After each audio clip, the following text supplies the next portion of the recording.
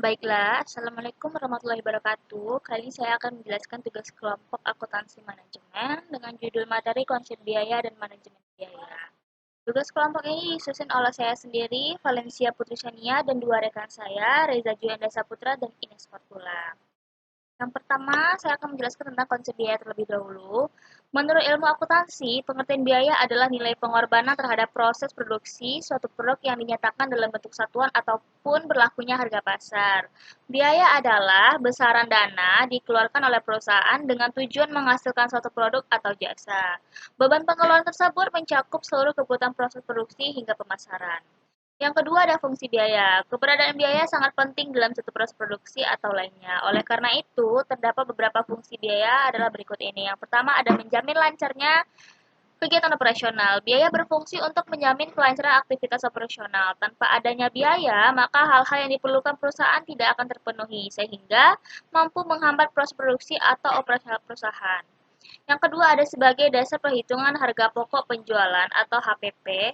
Sebelum produk dipasarkan dalam masyarakat, harga setiap produk sudah harus ditetapkan. Dasar perhitungan harga pokok penjualan ini diperoleh dari akumulasi biaya-biaya yang telah dikeluarkan oleh perusahaan, ditambah dengan keuntungan sesuai target perusahaan. Yang ketiga, ada tolak ukur penentuan margin profit. Dengan adanya rincian biaya yang jelas, maka perusahaan mampu mengukur penentuan margin profit, sehingga harga yang ditawarkan di pasaran nantinya sesuai dengan kantong target pasar dan bisa menutup biaya pengeluaran, serta tetap memperoleh keuntungan. Yang keempat, ada pedoman perencanaan pengeluaran berikutnya. Biaya dari hasil produksi pertama akan membantu perusahaan dalam merencanakan keuangan periode selanjutnya, agar seluruh aspek tidak mengalami kerugian. Yang ketiga, ada klasifikasi biaya berdasarkan intensitas terjadinya. Klasifikasi biaya tersendiri terbagi dalam berbagai jenis. Berdasarkan intensitas terjadinya, jenis-jenis biaya meliputi yang pertama ada biaya tetap atau fixed cost. Biaya tetap adalah biaya yang besarnya akan selalu tetap dan tidak merubah karena perubahan volume dan aktivitas tidak mempengaruhinya. Yang kedua, ada biaya variabel atau variable cost. Biaya yang total keseluruhannya akan selalu berbeda mengikuti perubahan aktivitas. Nilai variabel akan berbanding lurus dengan pergerakan volume kegiatan. Semakin besar volume aktivitas, maka biaya variabel juga semakin tinggi. Yang ketiga ada biaya campuran atau mixed cost. Biaya campuran mempunyai aspek biaya tetap dan variabel. Dalam hal ini, biaya tetap sebagai jumlah biaya minimum dalam menunjang aktivitas, sedangkan biaya variabel mempengaruhi volume kegiatan. Yang keempat ada klasifikasi biaya berdasarkan potensinya. Setiap sesuatu memiliki risiko positif atau negatif, begitu juga dengan biaya, ditinjau dengan potensinya. Berikut klasifikasi biaya adalah di bawah ini. Yang pertama ada biaya peluang atau opportunity cost. Biaya peluang merupakan biaya yang mampu menambah keuntungan dengan berinvestasi, namun tetap memiliki berpotensi merugi. Contohnya, akan membeli tempat produksi baru. Dalam pembelian properti pastinya terdapat nilai investasi di masa mendatang bila aset tersebut dijual. Yang kedua, ada biaya hangus atau sunk cost. Biaya hangus yaitu biaya pengeluaran yang tidak bisa dikembalikan sebagai akibat risiko pengalokasi tersebut. Contohnya, menginvestasikan modal dalam suatu usaha dan hasilnya rugi sebab bisnis tersebut bangkrut, maka uang akan hilang. Baiklah, saya akan melanjutkan presentasi dari kelompok saya, yaitu klasifikasi biaya berdasarkan kegiatan operasional. Setiap kegiatan perusahaan pastinya membutuhkan dana untuk menunjang kelancaran aktivitas yang dikenal dengan istilah biaya operasional. Klasifikasi biaya berdasarkan kegiatan operasional akan dijelaskan sebagai berikut. Yang pertama yaitu biaya produksi. Biaya produksi adalah pengeluaran perusahaan untuk memproduksi barang atau jasa agar bisa dijual dengan harga tertentu. Yang kedua yaitu biaya tenaga kerja langsung. Biaya tenaga kerja langsung adalah salah satu jenis biaya produksi yang dibayarkan pada SDM berkaitan langsung dengan pembuatan barang atau jasa. Selanjutnya yaitu biaya tenaga kerja tidak langsung. Biaya tenaga kerja tidak langsung seperti bagian pemasaran, personalia, satpam, dan sebagainya. Dalam konteks ini, pembayaran biaya adalah sesuatu yang umumnya dilakukan perusahaan tiap bulan, bukan berdasarkan satuan produksi. Selanjutnya biaya penyusutan. Biaya penyusutan merupakan biaya yang nilainya semakin berkurang dari waktu ke waktu karena manfaat atau kualitas aktiva tersebut menurun. Contohnya, biaya mesin-mesin pabrik yang terus digunakan akan menurun kualitasnya sehingga periode mendatang harus membeli buah baru lagi, kalaupun dijual harganya di bawah harga beli. Selanjutnya yaitu biaya perawatan. Jenis biaya ini dikeluarkan dalam rangka menjaga dan mempertahankan aktiva atau hal pendukung produktivitas, misalnya biaya perawatan mesin-mesin, biaya servis, dan sebagainya. Selanjutnya yaitu biaya investasi. Biaya ini dilakukan untuk menambah pemasukan kas dalam jangka waktu tertentu.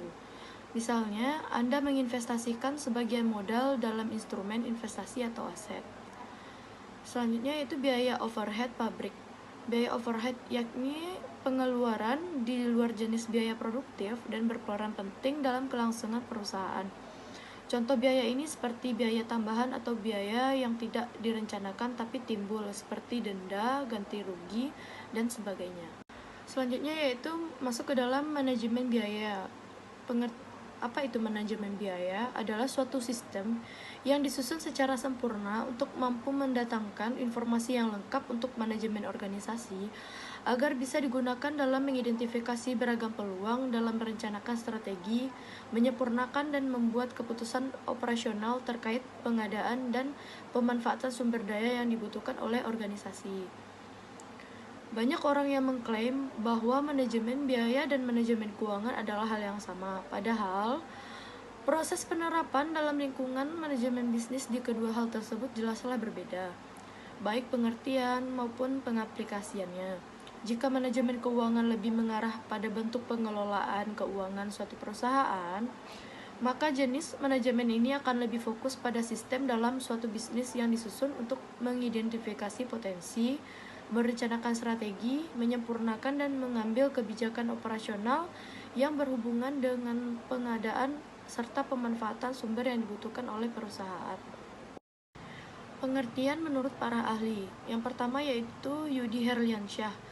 Yudi Herliansyah berpendapat bahwa pengertian manajemen biaya adalah suatu filosofi yang dilakukan untuk memperbaiki secara kontinu dalam hal meningkatkan pelayanan dengan biaya yang ekonomis yang juga ditunjukkan dengan sikap proaktif yang mendasar bahwa masing-masing biaya produksi adalah keputusan mutlak manajemen dalam menentukan serta mencapai tujuan perusahaan.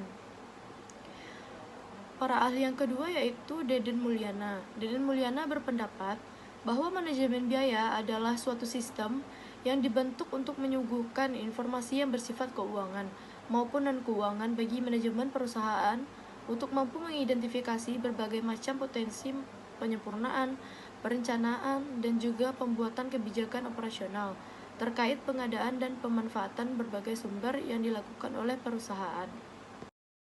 Selanjutnya yaitu konsep dasar manajemen biaya perusahaan.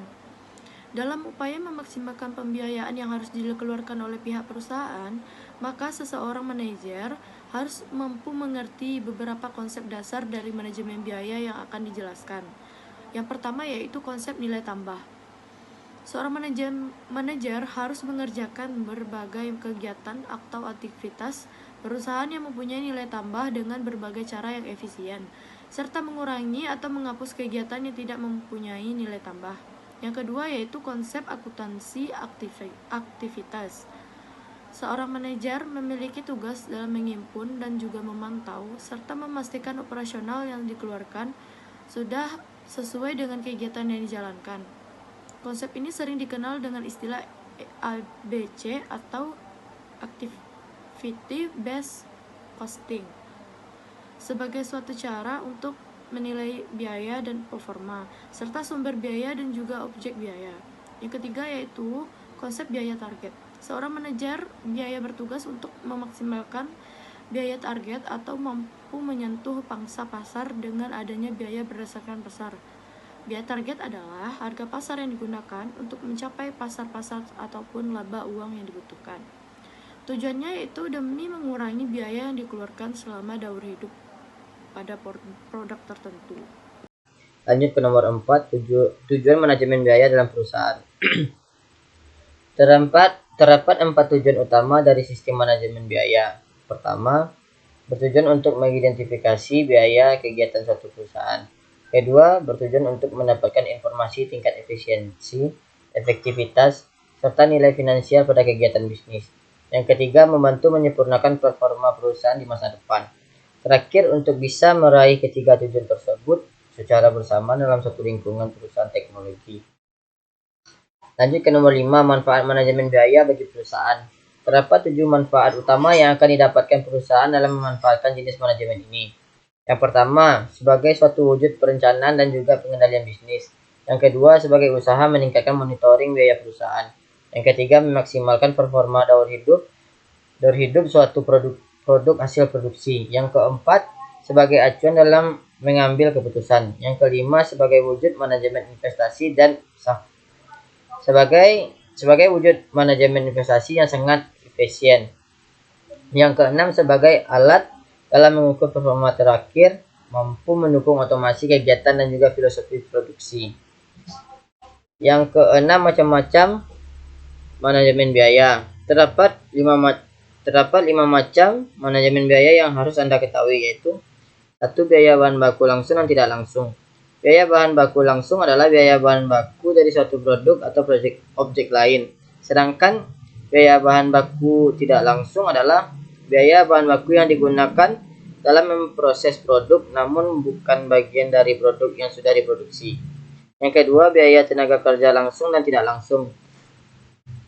Biaya tenaga kerja langsung adalah tenaga kerja yang melakukan produksi barang ataupun jasa, termasuk waktu istirahat bagi para tenaga kerja, seperti waktu makan. Sedangkan biaya tenaga kerja yang tidak langsung adalah upaya pengawasan menangani bahan baku, pelatihan, serta pengendalian kualitas yang dilakukan oleh karyawan atau tenaga kerja. Yang ketiga, biaya tidak langsung lain. Biasanya, biaya tidak langsung lain diperlukan saat hendak memproduksi suatu produk, barang, ataupun jasa. Hal ini termasuk biaya fasilitas, biaya alat yang digunakan saat memproduksi barang ataupun jasa, dan juga biaya pendukung lainnya.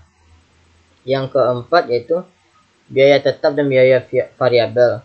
Biaya tetap adalah salah satu biaya yang tidak akan berubah walaupun hasil produksi mengalami perubahan dalam kurun waktu tertentu. Sedangkan biaya variabel adalah biaya yang erat kaitannya dengan perubahan pada total biaya yang ditetapkan.